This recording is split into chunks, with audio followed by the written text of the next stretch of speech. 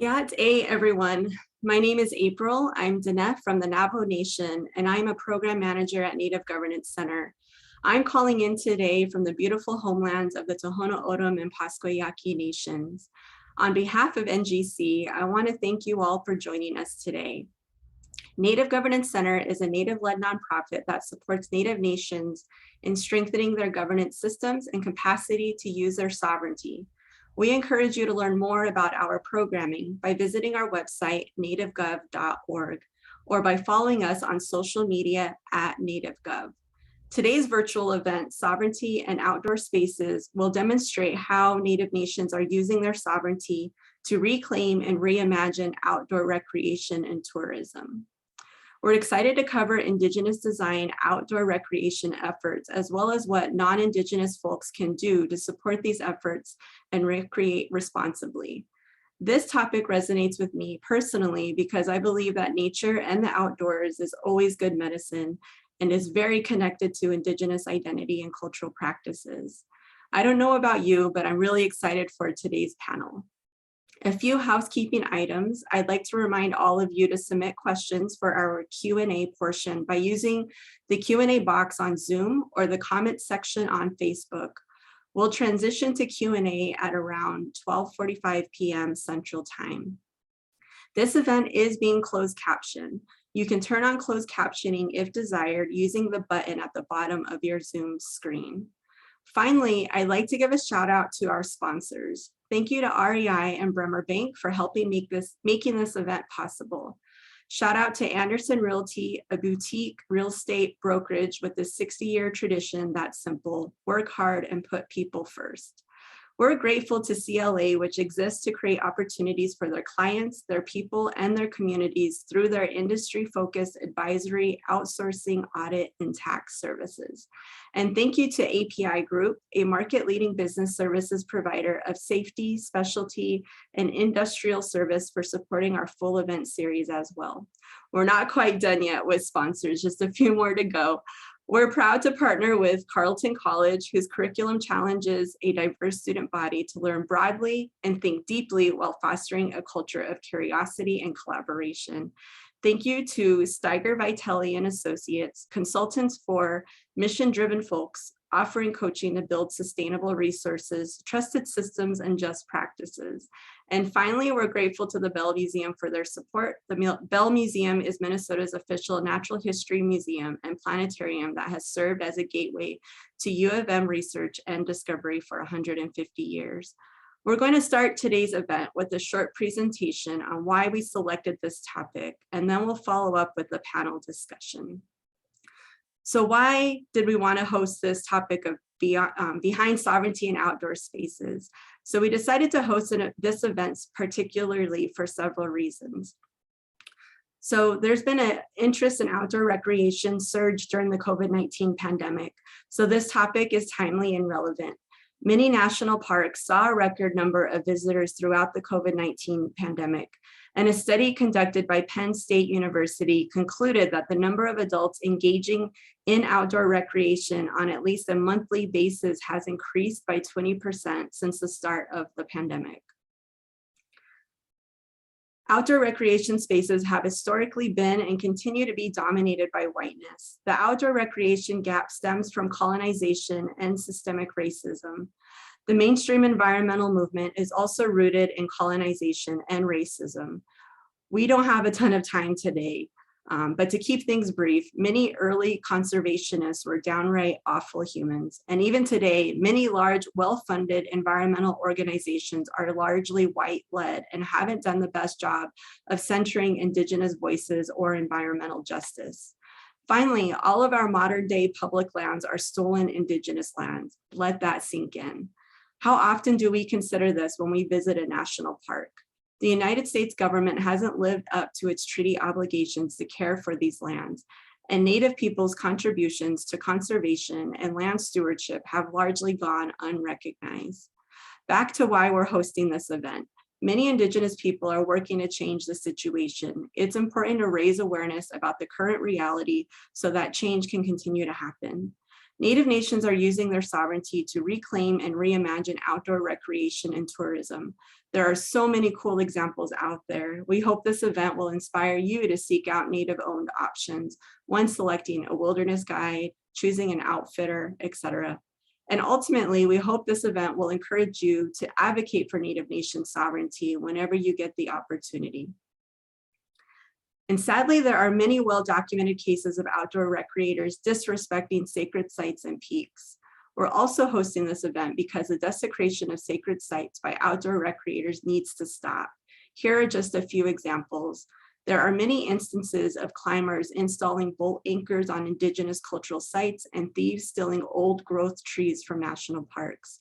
There are also many recent reports of visitors trashing campsites and trails in national parks and national forests, including dumping garbage, leaving behind human waste, and spray painting graffiti.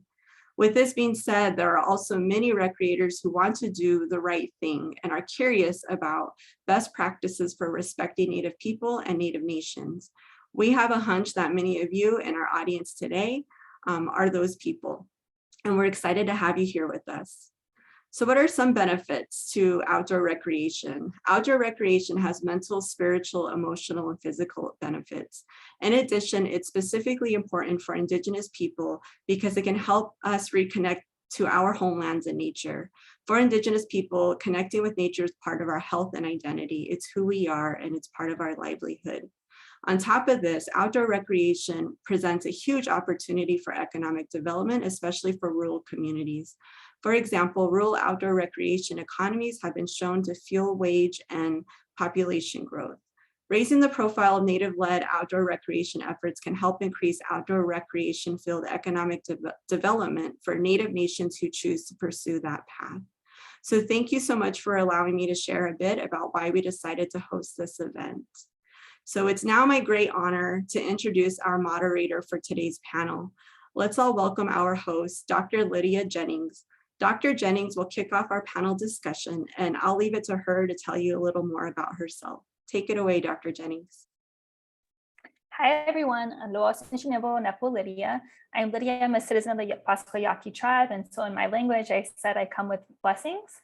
I am today coming you from the Southern Paiute tribes and near Las Vegas, Nevada, but I live in Tucson, Arizona, the lands of the Lenape and Pascua Yaqui peoples. And so I am a soil scientist at the University of Arizona, but outside of my professional capacities, I'm an ultra runner. I've run everything from, the 5Ks all the way up to the 135 miles. And so for me, running is a really critical part of connecting to landscapes and to my own mental and physical health. And so I'm really excited here to talk about this and learn from this esteemed panel of individuals about how they are both engaging in the outdoor recreation industry, which it is, as well as thinking about how we can utilize outdoor recreation as a way to support tribal sovereignty. And many people can see there's a tension between them, but I think all of our panelists here today can really speak to the way that these can have powerful intersections. And so just as kind of a brief outline of how we're gonna go, I'm gonna have next the panelists introduce themselves and tell and share how they got into this work. And then we'll have specific questions. If you have any questions throughout the panel, please put them into the chat and we will bring those up at the end of our questions and really continue to learn from this panel of experts. And so with that, I'm gonna go ahead and start and kind of popcorn start people's introductions. Jace, if you don't mind going ahead and introducing yourself, we'd love that.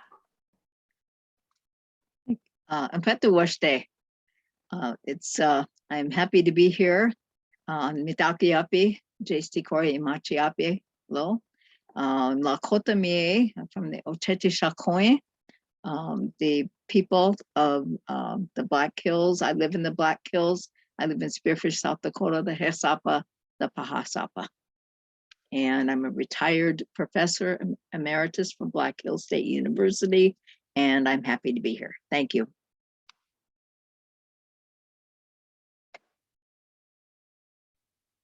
All right, next we'll have Travis.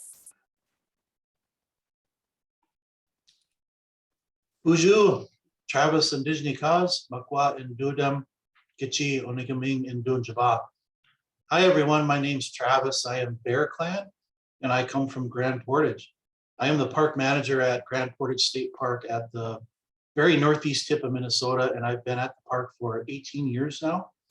I'm also a nature photographer, and I specialize in images of the night sky, and you can see one of my photos here behind me. Miigwech, thank you.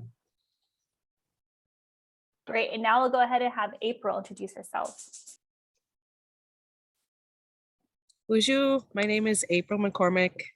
I'm from Grand Portage. My husband and I have 5 little ones under the age of 10, and I have the opportunity to serve my community and citizens of Grand Portage on the Tribal Council. And I'm just so honored to be here with you today. And I wanted to bring you a little bit of Grand Portage behind me so that you could feel like you were here too. Miigwech. Thanks, April. All of us are very jealous of your beautiful background and wish we were zooming in from there. Next, we'll go ahead and have Shauna introduce herself.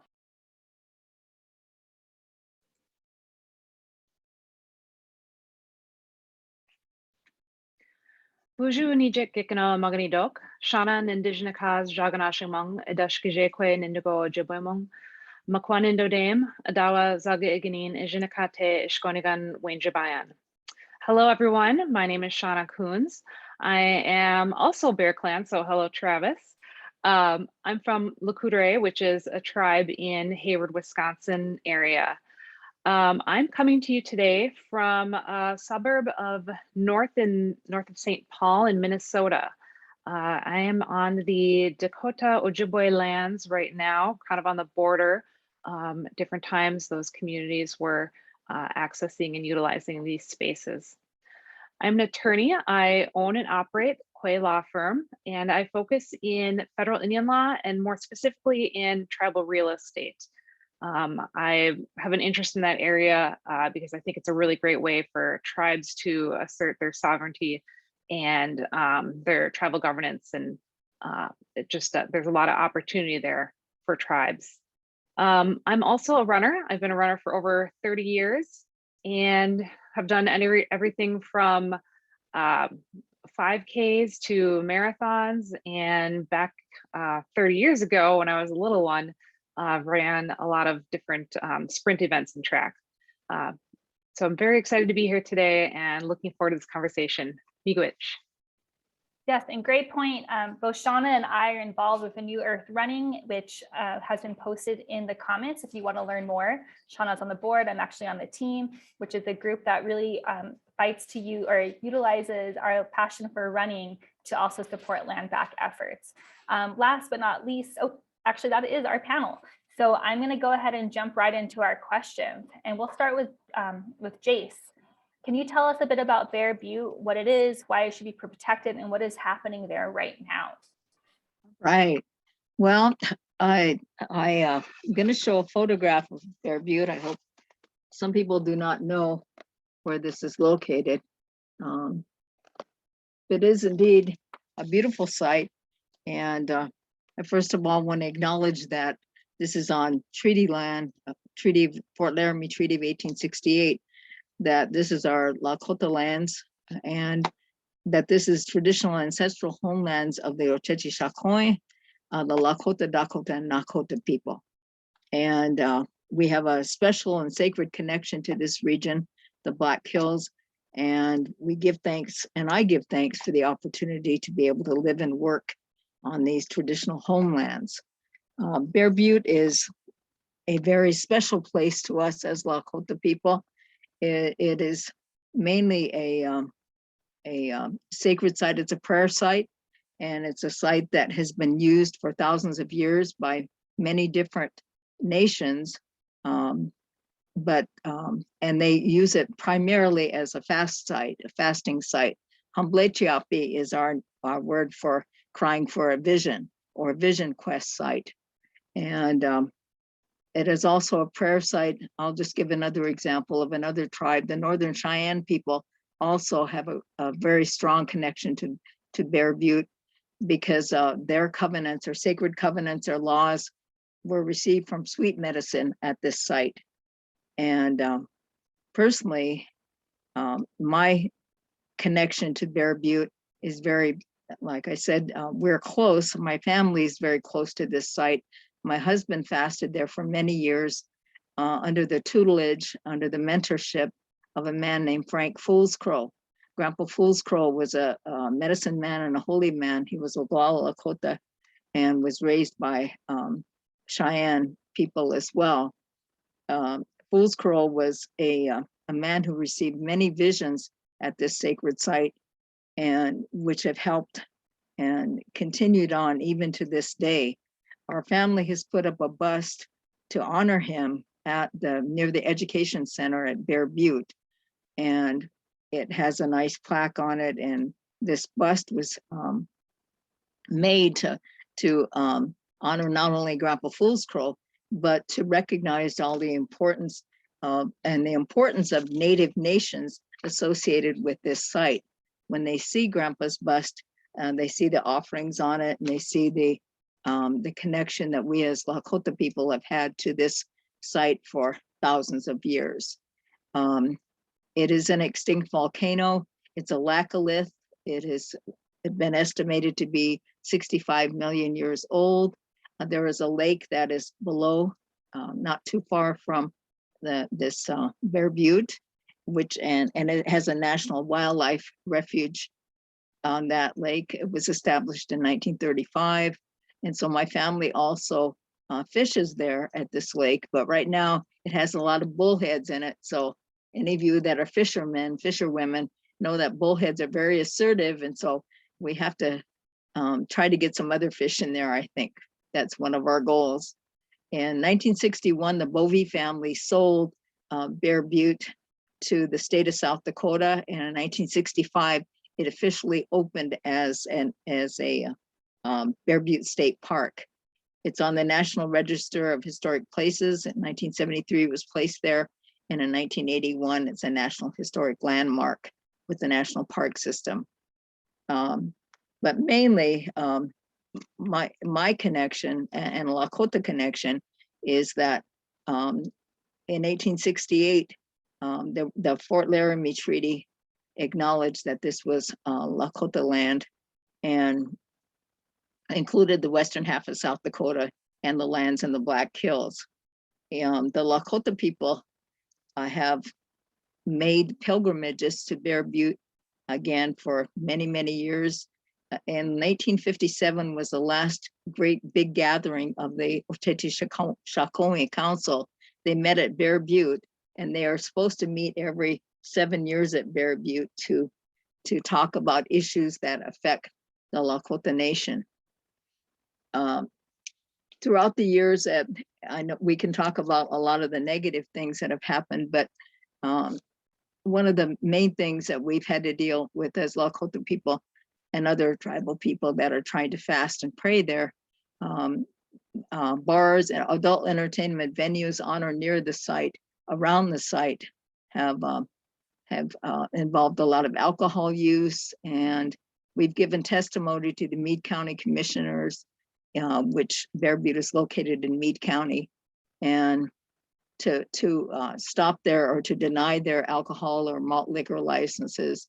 And we were successful, I believe, on one in particular. There was a campsite or a campground that was almost directly on the butte, on the mountain, and that has fortunately been closed down with media attention, with Al Jazeera and other people that have really pointed out the importance of keeping this place sacred. So that is closed.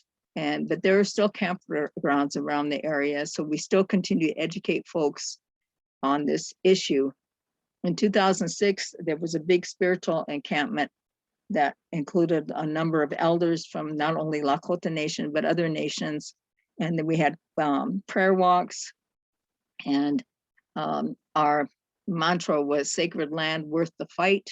And we come to pray, they come to play. And so we had elders and people walking for 4 miles at least. Some of these ladies are runners, go 50 and 100 miles. Well, we were, as elders, were pretty lucky to feel that we could walk 4 miles to Bear Butte. But this prayer walk, I think, is very important. And it was an important part of acknowledging and educating folks in the area. In 2011, Bear Butte was named one of the 11 most endangered sites, historic sites, by the National Trust for Historic Preservation. And it's because of different groups, such as the Association for Matahaha Preservation, and other national organizations, Honor the Earth and so forth, and our allies. And it, what can we do? Accessibility.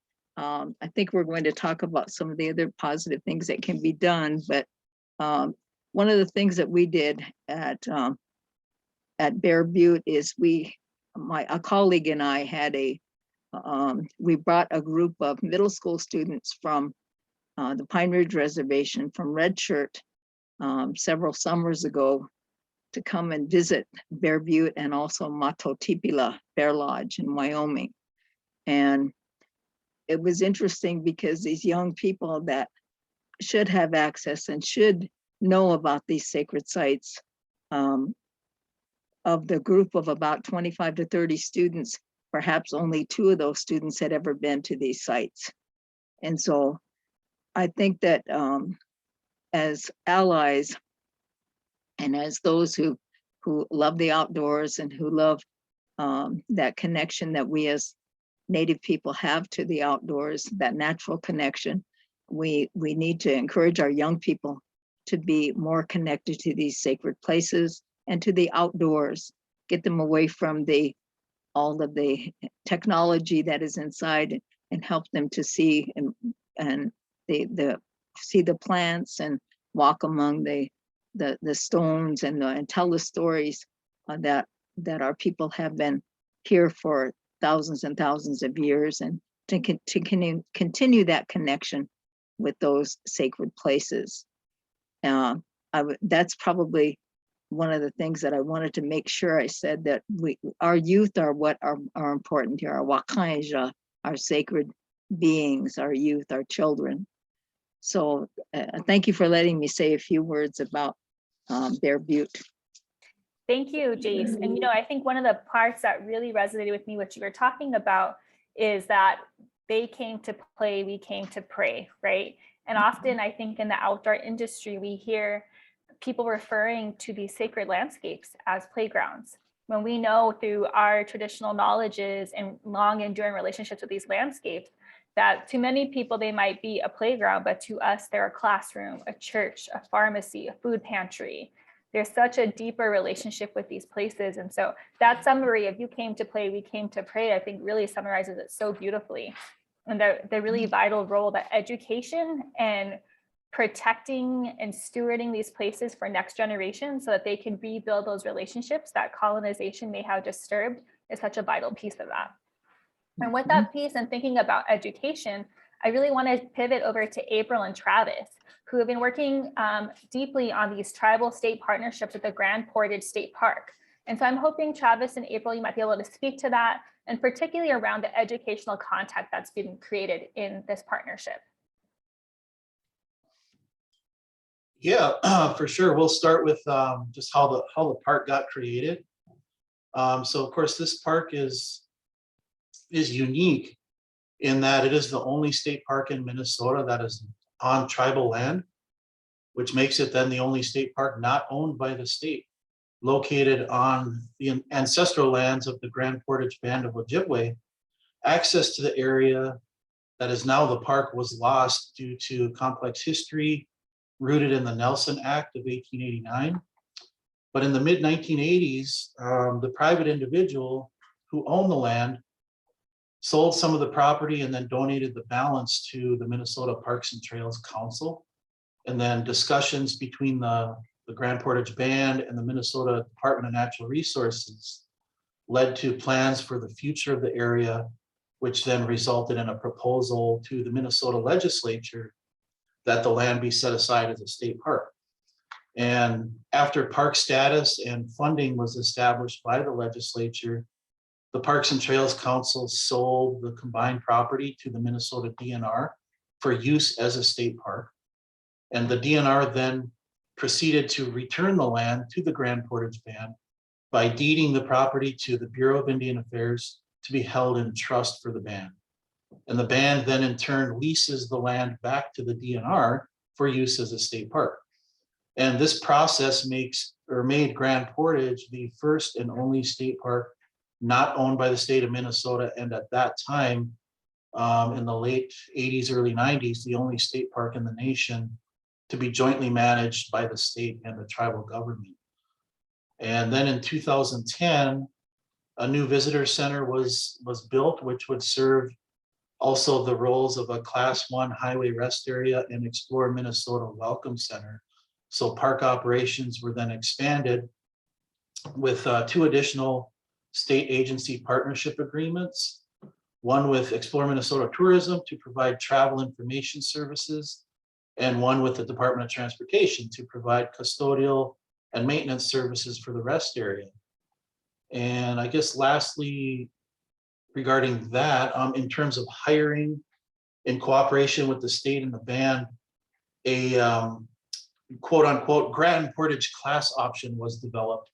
And what this did was establish a primary minimum qualification, which states that individuals filling park positions must have significant knowledge of the history, culture, and lifeways of the Native community at Grand Portage. And so this qualification then effectively gives preference to Grand Portage community members that are enrolled band members or direct descendants. And when filling vacancies, a member of the tribal council will typically serve on the interview panel as well. And April, did you have anything you wanted to add for that before we go on to the education part?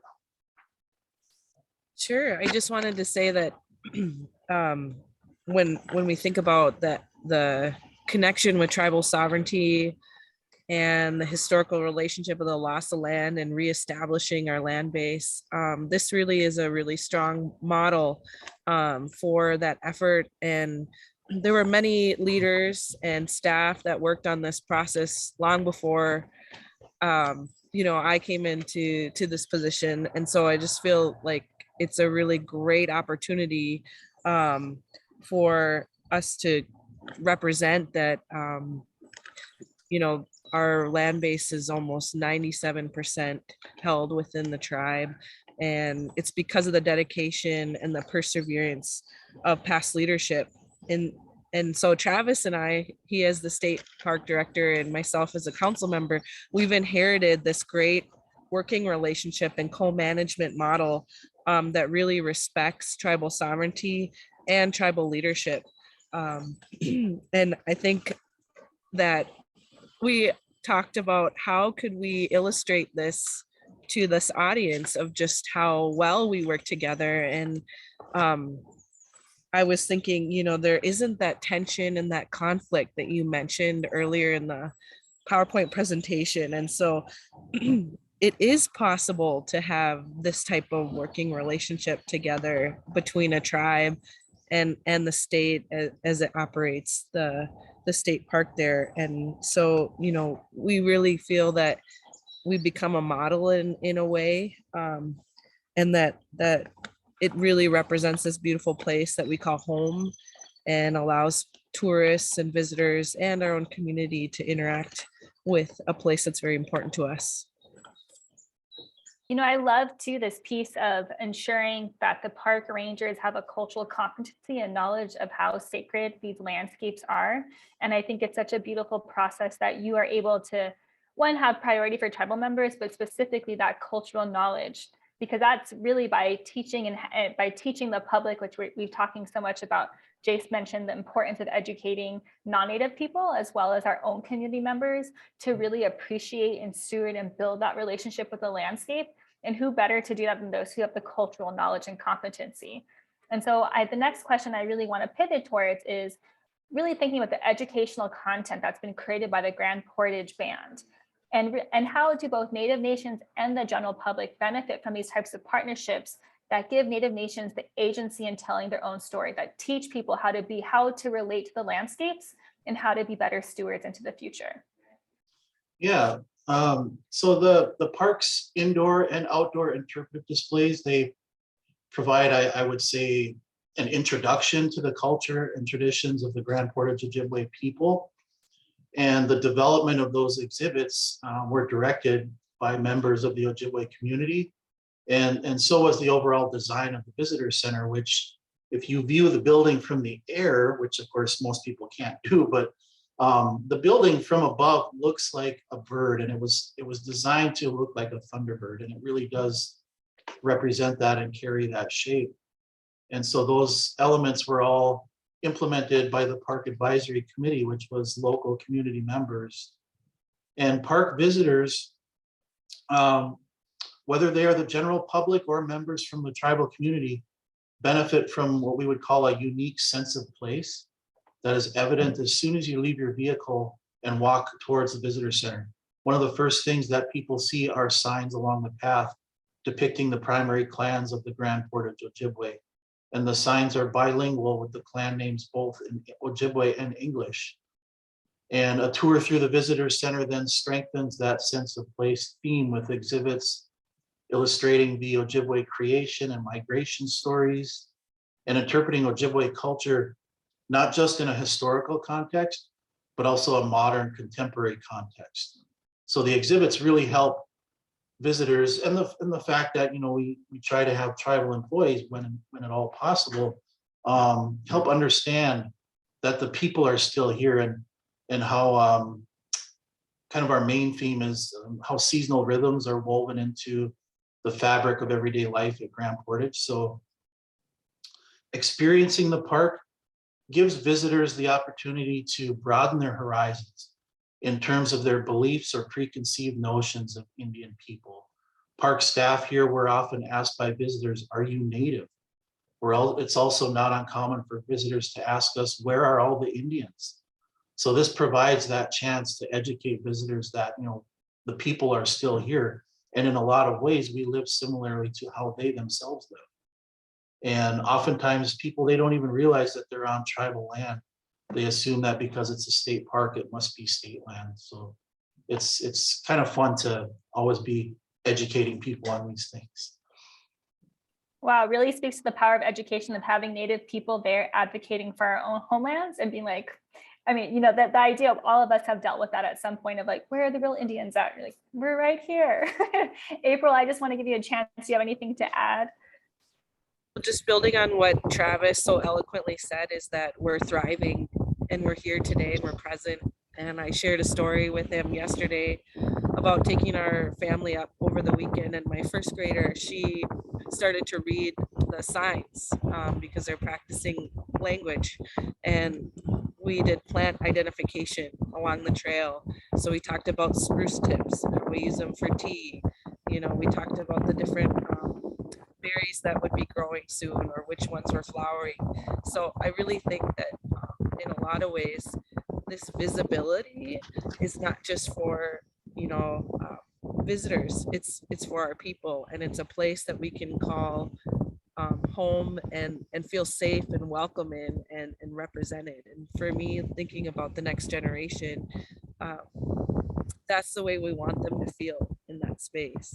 And I think it's because of the leadership of Travis as the state park director and working together as a co-management opportunity that we can strengthen this and advance this further. Such an important point of we're doing all of this work for the next generation to make sure that they feel seen, are seen, and also felt represented in these spaces. We know that there is a long history throughout the United States of Native people being barred from their homelands, but also made unsafe in their homelands. And so even though for many of our participants who might not be Indigenous, recognizing that for so many can feel safe in outdoor spaces, our ancestral lands, but for some Indigenous people today, we don't even feel safe in our own homelands. And we're going to shift to a question to Shauna in one moment, but just because that's kind of on the top of my mind, I'm hoping that Travis and April, you can kind of speak to a bit about your experience of doing these tribal state park partnerships, particularly as other tribal nations are thinking about co-management. We see the Bears Ears is also working toward that, and what kind of advice you might have for other tribal nations who are working to make these partnerships possible, and, you know, pros and cons or lessons learned.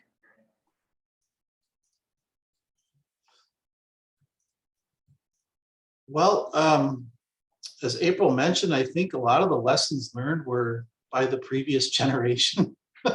Because we're carrying this on. This wasn't started by us, but you know, we continue it. But I guess the one thing I would say is just for people on both sides, if you think of it as sides, or on both agencies or governments, to just keep an open mind and, you know, be willing to make compromises, to work together to get things like this going, because everybody at some point is going to have to compromise in some way. So just being open to that. And I think I would add just that having benefited from that legacy of a generation before us, you know, that there is always an opportunity that can present itself, and to being open to that, and to realize that even when certain agencies are really stuck in their interactions with tribes, that there's an opportunity for education, there's an opportunity for common ground, and that, you know, there's a lot of work that goes into it. And so I know that there's all kinds of struggles that tribes go through to assert their sovereignty, and just want to encourage everyone to believe that it is possible, that things can and will change, and that it will take work, and it will take building relationships. And that's one of the things I'm really proud of Grand Portage for, is we've built a lot of partnerships, a lot of relationships, have done a lot of firsts for us in Indian country. And so to build on that model and remind state agencies right now in the here and now that this is our legacy, and we want to work with you to carry this forward. I think that would be my advisement. And we're so small up here and welcoming that, you know, if a tribe or individuals want to come up and talk with us, we're always open to having a tour, or, you know, talking about best practices, or, you know, even introducing tribes to different individuals that we've worked with over the past relationship building. Yes, I love that. Let's work together and learn from one another, work smarter, not harder, right? Jason, do you want to add in onto this topic? Sure. Yeah, thank you, Lydia. I just wanted to add that at Bear Butte State Park, that it is a state park, but luckily they have Jim Jandrew, who is a Lakota. He's a Lower Bull tribal member, Lower Bull Sioux tribe. And that we've been really fortunate to have him, because he is Native. And so he knows who to contact, and has made those connections with other tribal elders throughout the region, not only Lakota elders, but Northern Cheyenne, Southern Arapaho, Northern Arapaho, other tribes that are very far away from Bear Butte. But those connections, I think, are very important, and education always is an important imperative on these endeavors. Each year we have what's called a Bear Butte Forum, in which natives and non-natives come to meet together in the town of Sturgis. And we meet at the rec center, and we talk about the issues affecting Bear Butte. And so it is an open meeting. So anyone, medicine people come there, native people, non-native people, residents and of the area. And last year we had it in April. We had a big contingent of Southern Arapaho men that came. And we always have Northern Cheyenne and Lakota people, but it's always good for people, our own people, to interact with one another around a sacred site. But it also allows the opportunity for non-natives to be a part of that experience as well. And they can be our allies in protecting the Butte if they have a better understanding of how important it is. I know that you're going to talk about land and the purchasing of land, but that's one of the things in education as well.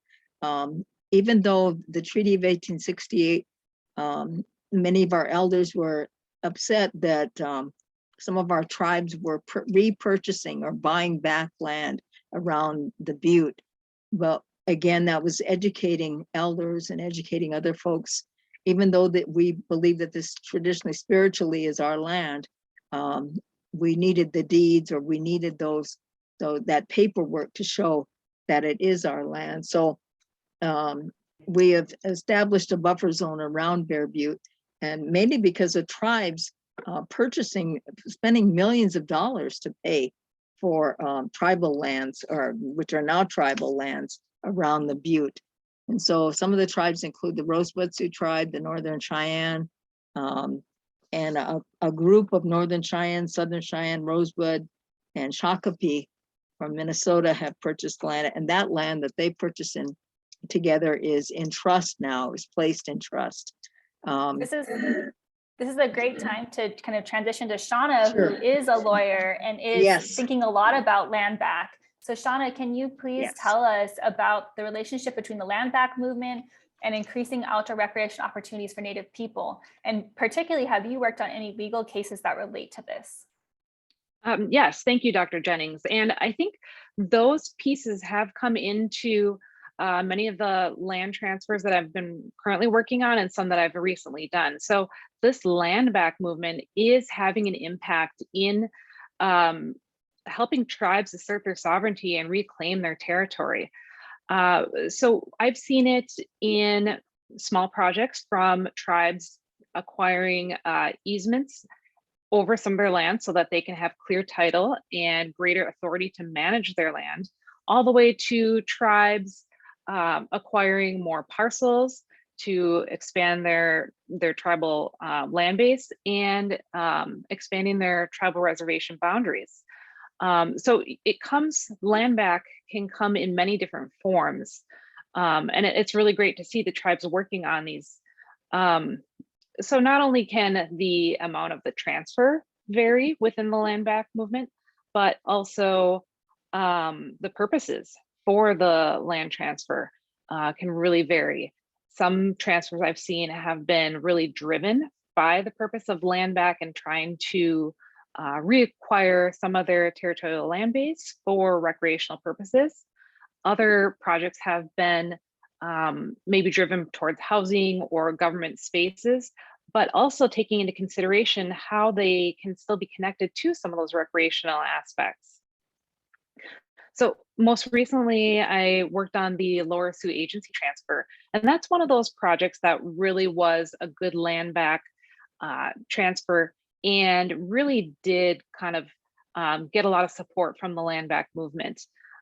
You were talking earlier about the partnerships that tribes have, and that required a lot of partnerships between the tribe, the Minnesota Historical Society, and different state agencies, with a lot of patience and understanding in order to allow the tribe to reclaim that property. It was a sacred site to the Lower Sioux Indian community, and so they wanted to have the ability to preserve that site and keep it open for educational purposes and access to the community. So through those discussions, there was the need to kind of really work together and educate parties on both sides and have a thick skin to get to that understanding about allowing the tribe to reclaim this land. But ultimately, after many years of negotiations and working through legal documents, the tribe was successful and able to obtain that land and reclaim that. Other aspects I've seen with that land back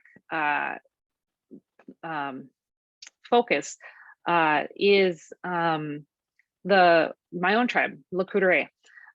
They worked on a project that I was able to help them with, where we were able to take 2,000 acres of land and have it added and proclaimed reservation.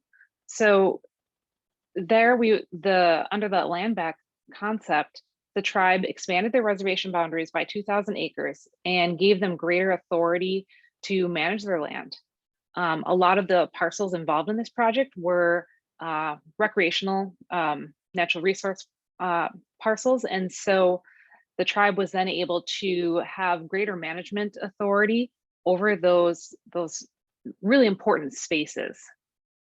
And another land back project that I worked on for my tribe was a golf course project. So you were talking earlier about land being either to play or to pray. So here's a perfect example of a tribe reclaiming land for play and for recreational enjoyment for the community. My tribe acquired the Big Fish Golf Course, which was adjacent to its reservation boundaries. And as an amenity to the casino and a recreational opportunity for the community. And so through this acquisition, the tribe is able to partner with its tribal college, and they've made the golf course accessible to members.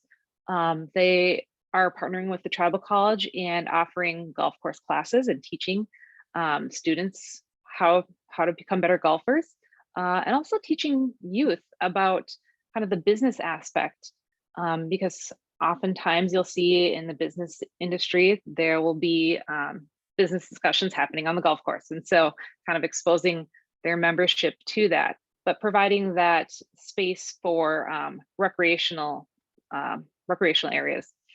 And then, one of the more recent projects I'm currently working on is a housing project. And, land back and recreational space really came into key with this project because it was located near parks and trails.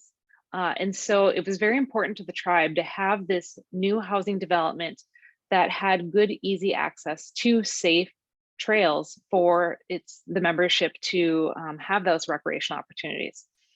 So you'll see tribes also either obtaining easements or obtaining land in fee simple, working to transfer into trust, so that they have safe spaces for their members to go for walks, to go for runs, for their kids to bike safely, and just enjoy the community, because we have such beautiful communities. And when they're working, I was gonna say, when they're working on these projects, I think the conversations that they're having with local governments, state and local governments, and with the business entities or private parties that are selling the properties, it's much easier to have these conversations because of all the awareness that's come from this land back movement. It's becoming more common, and it's a theme that it's an important cultural piece. And we've even seen here in Minnesota legislation passed that recognizes if a state entity owns property within reservation boundaries and they're going to be releasing that property, they have to look to the tribe first to see if the tribe is interested in acquiring that property. So this land back movement is really having a great impact and supporting our tribal communities. Yeah, one of the things that I think is so powerful about, so for those of you who don't know, I did the Boston Marathon in April, and I dedicated each mile to a different example of land back in practice, and you can see it on a Twitter thread.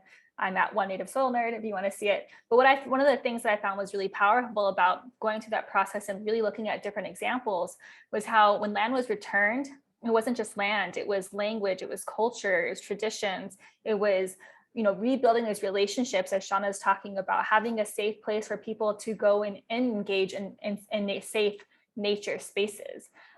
So when our land is given back for us to steward, it is this whole encompassing part of a community. That's not just about the land, but it's about us as Indigenous people. That is so powerful. And so we're going to have to transition in 1 second towards some of the panel questions, but I'm hoping, Shauna, you can just share either in the comments or just a little blurb here about what resources would you recommend for folks who are interested in contributing to land back movement in the future or in the present? Yeah, what we were just talking about is having safe spaces for tribes and for tribal members to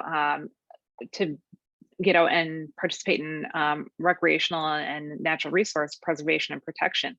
So I think we've heard a lot about education, and as much as we can provide education of ourselves, of the places that we are at, and also to our neighbors and our friends who might be going out and entering some of these parks and recreational spaces, so that they're aware of the history of the land and the history of the tribal connection to the land.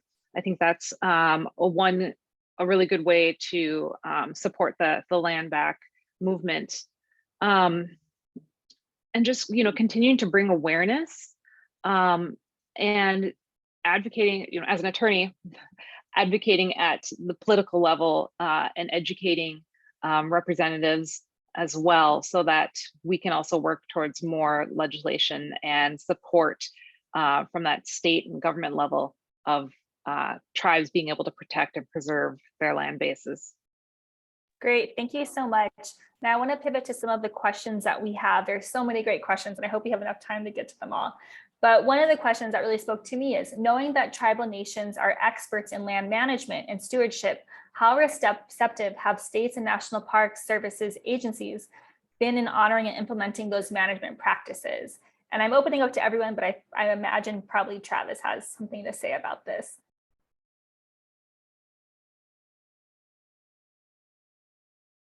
Travis, are you there? Yeah, sorry, I was answering a chat question by typing. Which question was it? Sorry.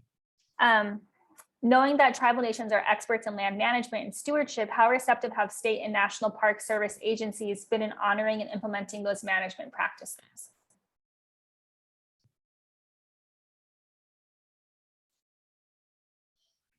I would say in Grand Portage here, because there's also, it's funny that this was asked because there is actually a national park unit. Turn my camera back on. There is a national park unit here in the Grand Portage community as well. That's Grand Portage National Monument. And they have kind of forged a lot of firsts as well. They have an annual funding agreement. That's a big part of their operation there. So they actually, let's see, get funding from the federal government, but then channel it to the band for all of the maintenance operations, I believe. But I would say in terms of how Grand Portage State Park is run and Grand Portage National Monument is run, both state and federal government agencies there have been very, very receptive and very willing to work together. It's really been nice. Yep. Oh, I was just going to jump in on here too. What I was seeing from the transaction with the Lower Sioux Agency is that when they were working with the Minnesota Historical Society, so it's not a state or national park, but here in Minnesota, the Historical Society operates many public spaces that are open, similar to park spaces. And they really recognized early on, from many years back, the need to partner with the community to tell the story of the land. And so the two have worked out an agreement together that allows for co-management of the park space and allows for education and interpretation of the spaces. And it's really led by the tribe, identifying, where are the trails and what type of education and signage and monuments are going to be out along the trail, and what's the story that's going to be told. Another key piece to kind of think about in some of these also is, the resources. If there is a limitation in resources, sometimes the tribe can step in and be able to help out where the states or other government entities may not be able to kind of lead the way in that area. So again, that was, Lower Sioux in their experience had more knowledge and they really wanted to see this area preserved. And so they were willing to step in and help out and say, we will take on the management because we want this to be protected. So there's another example of how they've worked together. Great, thank you. Yeah, if I could throw one more thing in quick too, Please. a perfect example of how willing the state is to work with the tribal government here is at the beginning of the COVID-19 pandemic, when our governor was issuing stay-at-home orders and telling people not to travel. We were still seeing a lot of people coming all the way up to Grand Portage from the Twin Cities and all over Minnesota, when really they were supposed to be staying home, right? So we were unique in the state in that we were the only park to fully close for a couple of months at the outbreak of the pandemic. And that was due to a request from the Grand Portage Tribal Council to the state government to close the park. And they jumped on that really fast. They were really responsive and really supportive of the tribe's request. That's great, because I definitely read a lot of instances of other tribal nations throughout the US who were having a hard time closing their tribal boundaries during the pandemic, knowing that we were hit so hard. So it's great to learn about that example. I know we're getting short on time, so I want to pivot to another question that I personally am really interested in. In the world of open Earth observations data, where people can trace trails, campgrounds, etc., from satellite imagery or from GPS location, how do Native people see the best way to show or not show information about sacred sites, thinking about maps, or even just trails that are on places that maybe we don't want non-members to be entering? This is open to everyone.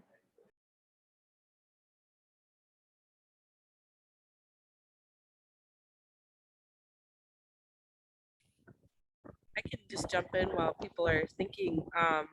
We actually work with Minnesota Department of Transportation, and they have a separate office that in regards to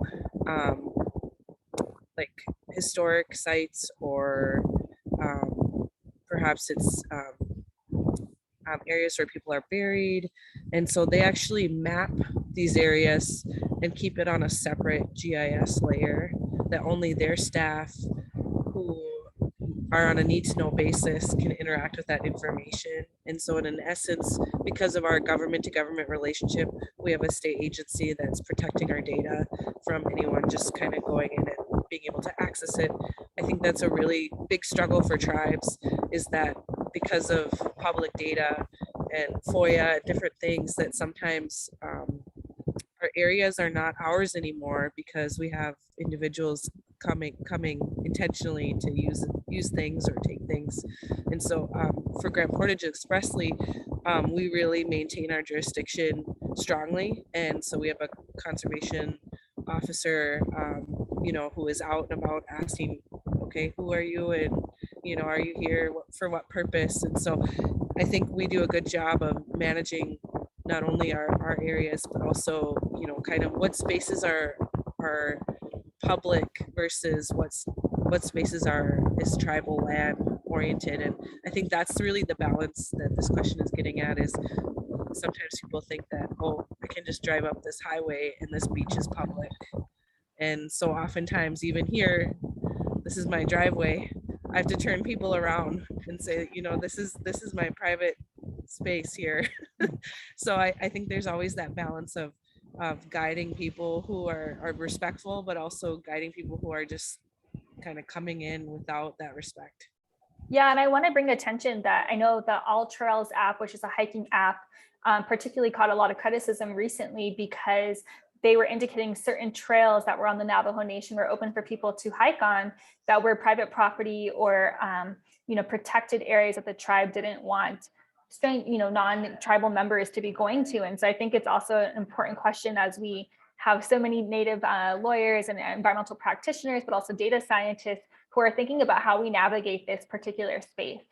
And go ahead, Jace, I know you have something to add. Well, I just wanted to say that it's back into educating and letting folks know in a good way what is private, what is sacred, what is that should not be encroached upon. At Bear Butte, there is a spiritual encampment area that does not allow non-natives or folks that are just hiking, but the mountain does have a certain area where others, including Native people, can hike. But this other area is for fasting and Humblechia, for Vision Quest. And so Jim Jandrew has been very good, and his staff, of letting folks know the importance of this area as a prayer site to Native people. Yesterday, we changed the flags on Grandpa's bust because it was a summer solstice. And I just wanted to remind people that especially during times of sacred times such as ceremony and so forth, that we all encourage and help one another remember that we stand with the prayers of our ancestors. And so if that is the function that is happening, whatever it be on tribal land or state land or wherever, that we acknowledge that there are certain times that we do these ceremonies, and again, to educate folks about those things. we're responsible for our future generations, and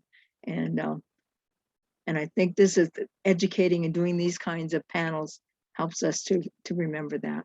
Thank you for letting me be here today.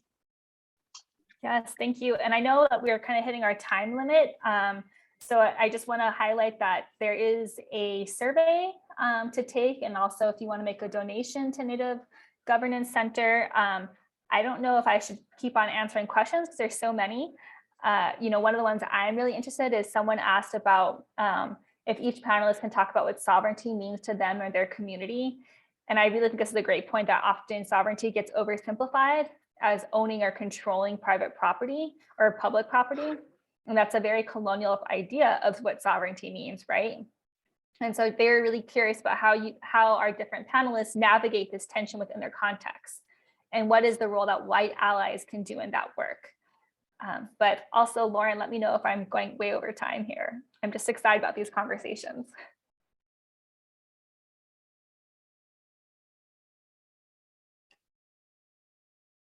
Okay, keep it going, she says. So if any of our panelists want to talk about what sovereignty means to them, let us know. And your community.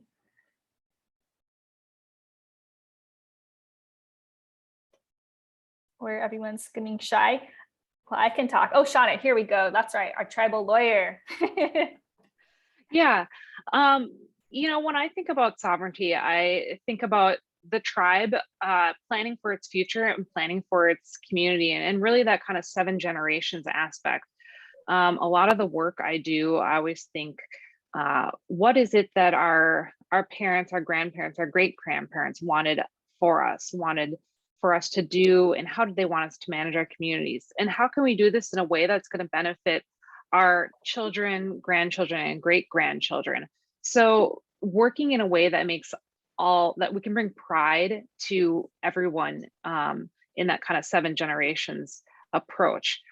So, and how that relates to sovereignty is when a tribe is acting in that way, they're really exercising their sovereignty and their ability to protect and plan for their community and take care of their community. So I think that's one key aspect I think about of sovereignty. And then again, as an attorney, it is a lot of that jurisdictional piece of managing your resources, managing your territory, and asserting your authority and ability to plan and take care of those areas.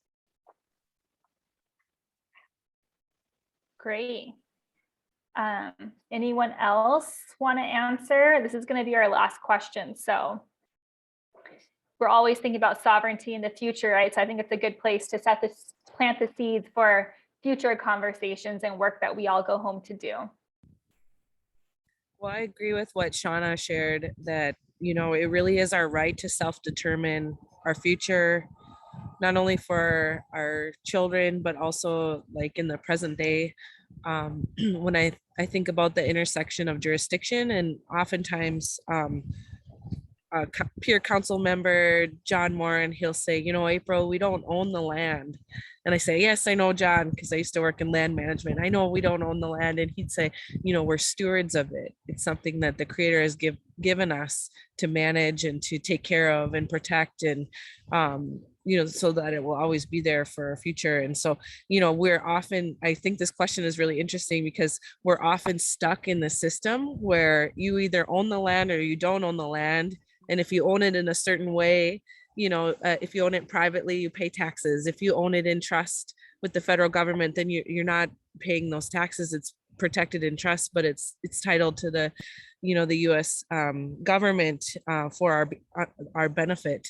And so there's different land statuses that we have to navigate as tribal people or tribal citizens in recovering our land base that was lost, that was supposed to be guaranteed by treaty. Even internally to the reservation, the reserve wasn't a reserve granted by the federal government. It was a unique relationship government to government when that treaty was signed. And so it was a reserve of our homelands for our people. And so oftentimes we're having to educate individuals about our jurisdiction. What does that mean? Does it come down to what type of land status is it. And I think that it's not just a colonial way of thinking about it. It really is the system we have to navigate. And so when we exercise that sovereignty and reserve our land base, we're really guaranteeing a future for our children and their children. And then I think about real quickly our land use. We have our own land use ordinance. And so if someone owns a private piece of land here and they want to build, they have to follow the county's land use ordinance and our land use ordinance. And if there's a project going in, they have to follow our land use ordinance. And so there's a lot of ways in which the tribe exercises its sovereignty, not just in land management, but also in our ability to regulate ourselves and regulate others in our territory. Yeah, I think that piece of education is so important that we've been talking about throughout this theme. And I really want to thank the audience, particularly those who are non-Indigenous, who are coming here to learn. But also as Indigenous people, we're always learning from one another's examples of how we navigate these spaces, how we can learn from one another. And particularly, I think there's a lot of educators who are here who are thinking about these natural resource questions or natural relative questions, right? And knowing that it's really important that we think about these, because so often students, I've went through the PhD process, students are in the place of both educating the professors and studying. And it's a really big burden to carry of having, because so little education is about Indigenous rights or about Indigenous sovereignty. And so I just really want to thank everyone here from whatever your background has been that brought you here to really think about these questions. And it looks like Jace wants to finish us off with one last comment. I just want to encourage everyone to think about the earth and one another as relatives. When we think about my relatives, we're not just talking about our human relatives, we're talking about the land as a relative, all the resources on the land, on Mother Earth, on Chimaka, Grandmother Earth as our relative. And we would not be here if we did not have the land and those resources to help us to live in a good way on Mother Earth. And so I encourage people to work together and to continue to learn from one another. And in my 33 years of teaching at Black Hill State and my almost 72 years of being on this earth, I'm still learning every day, and we need to encourage one another to help one another and be a good relative, not only, like I said, not only to one another, but to Mother Earth, to Grandmother Earth. So thank you for leading us in this discussion today. I'm very honored to be here. Yes, Mitako thank Oyasi. For all my relatives, Mitako Oyasi. Thank you everyone for attending and sharing this virtual space with us. I think we're going to close it right now, but this will be available on the future. Lauren, if you want to share any information of how people can access this video in the future and any follow-up sessions that might happen. Yes, thank you so much, Dr. Lydia Jennings, for moderating such a wonderful panel, and really appreciate all of the amazing stories and pieces of wisdom that all of the panelists shared today. It's really an honor to be in community with you all, and I'm feeling kind of emotional too, and just thinking about just how we are reclaiming and reconnecting to our spaces and advocating on behalf of our people and our nations. And so thank you so much, everybody. For all the attendees, we hope you feel inspired to continue learning about these issues and share this information with members of your community. And if you learned something today and enjoyed the event, we really hope you'll consider contributing to Native Governance Center. You can visit our website at nativegov.org. And this recording will be available on our YouTube page at Native Governance Center.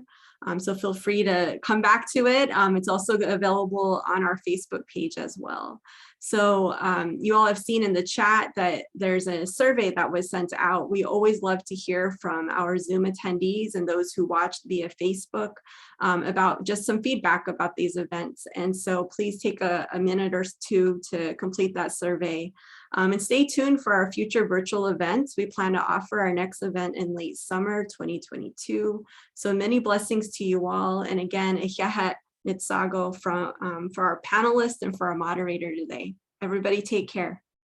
Chakra Bye-bye. Gracia. Mhm.